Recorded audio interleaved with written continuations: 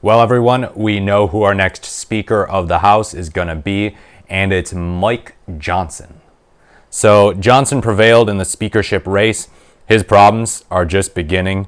This is from Politico by Jordan Carney.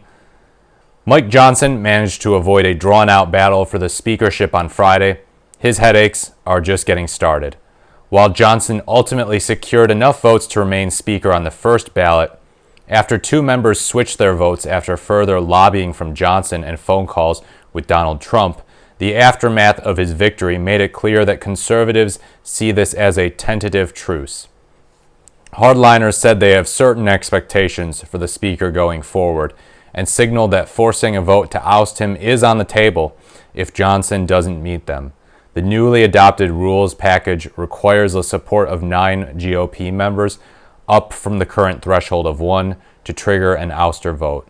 Quote, "It's always going to be there. I think our founders wanted it there for a reason, as a check," said Representative Eli Crane, a Republican of Arizona, who backed McCarthy's ouster last year when asked by Politico if a motion to vacate is on the table. Quote, "I really hope it never has to be used again, but we'll see." Yet Johnson allies are hoping the Speaker's race is an early glimpse of things to come, that Republicans will ultimately get in line on party priorities, even if the process is messy and chaotic. And they're encouraged by Trump's repeated support for the Speaker after the incoming president made it clear he's willing to lobby members and keep them in line, even when Johnson isn't able to do so.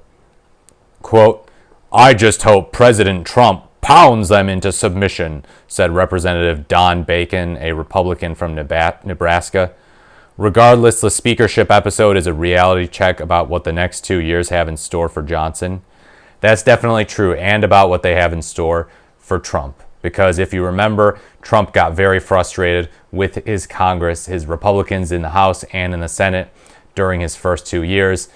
He threw a giant hissy fit over John McCain voting to basically keep the Affordable Care Act, Obamacare. He gave that big thumbs down to the idea of repealing it. So yeah, we'll see if we have some John McCains in the House or Senate, or just generally Republican members of Congress who are going to be a major thorn in Trump's side. His margin is only set to shrink in the near term as some members leave for positions in the Trump administration, and he can currently only afford to lose 1 GOP vote on partisan legislation. That is massive, because stuff happens in people's lives. There's 435 members of Congress, so the odds that every single one of the Republicans, of which there are over 200, will be able to make it to every vote, not necessarily perfect. So yeah, Johnson is walking on some thin ice here. He'll need near, if not complete, unity to pass Trump's agenda on the border, energy, and taxes, or anything else. If he relies on Democrats to move must-pass items like spending legislation now that the GOP has total control of Congress, he'll risk a severe backlash from his right flank. Yeah, that's definitely something that could come up on the horizon. And also, it's a good thing that they're going to have a harder time passing some crappy tax cut bill that is primarily geared at helping out the uber wealthy. Because last time the Republicans were able to do that on a party basis. And it's like this time they still can, but it's going to be a lot harder. So we'll see.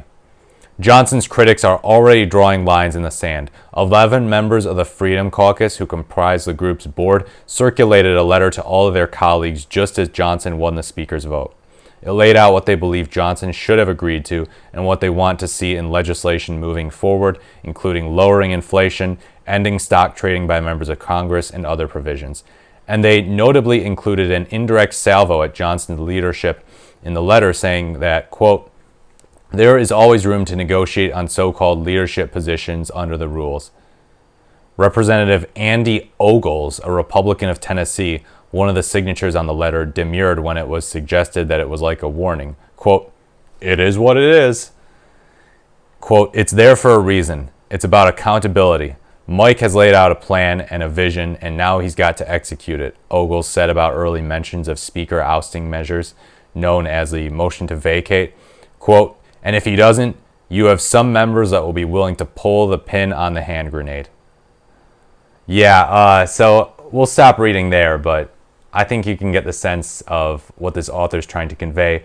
Johnson is in for a tough time. This dude is just some rando, really, from Louisiana who was a compromise between really far-right types and moderately but solidly conservative Republicans, and it seems like he's just having a bad time overall. MAGA Mike is, he's cooked. He's cooked. Maybe not now, but certainly later. Kevin McCarthy was cooked, Paul Ryan was cooked, John Boehner was cooked, and now MAGA Mike is going to be cooked, and it will be really interesting to see.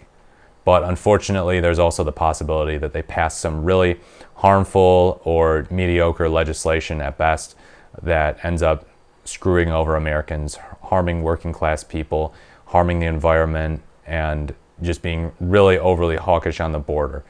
But yeah, that's the state of affairs in the House of Representatives. MAGA Mike is our Speaker of the House. We'll see how that goes. But yeah, as always, please like, comment, or subscribe to the channel. Thank you so much for watching this video, and I will speak to you in the next video.